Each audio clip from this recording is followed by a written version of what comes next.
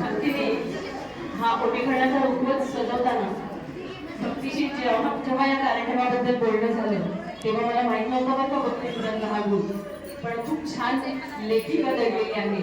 शब्दांची संपत्ती तिच्याकडे खूप जमा झालेली आहे आणि खरंच तिच्याकडे खूप छान शब्दांची संपत्ती आहे आणि हीच महत्वाची आहे.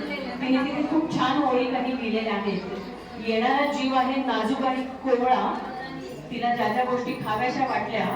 येणारा जीव आहे नाजूक आणि कोवळा, बाळाला देऊया व्हिटॅमिन सी युक्त आवळा, म्हणून तिने तिथे आवळे ठेवले. बाळाचे पाऊल म्हणजे आयुष्यात पडले चांदण्यांचे ठसे, किती छान कल्पना आहे. बाळाचं येणं म्हणजे आयुष्यात पडलेले चांदण्यांचे ठसे, म्हणून आजीबाईंनी बनवले गोड गोड अनारसे.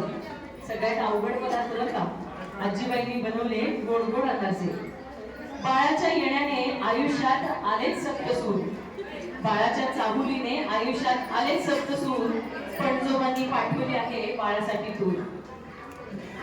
रुक्मिणीला बघताच पांडुरंग गालात गोड हसला, रुक्मिणीला बघताच पांडुरंग गालात गोड हसला. आजीने बनवलेला लाडू होणाऱ्या आईच्या पोटात चटकन जाऊन बसला. म्हणजे आजीबाई किती सुगरण आहेत म्हणायला हरकत नाही. कारण ओटीपणाच्या किंवा या 9 महिन्याच्या काळात जी पटकन गोष्ट खावीशी वाटते म्हणजे आजीबाईचा हात किती सुगरणीचा आहे. बाबांनी हौसेने आणले चॉकलेट आणि कॅन्डी, बाबांनी हौसेने आणले चॉकलेट आणि कॅन्डी. लवकरच कळणार आहे आपल्याला या घरात बाळ खेळणार आहे फुटबॉल, क्रिकेट की भातुकलीची भांडी.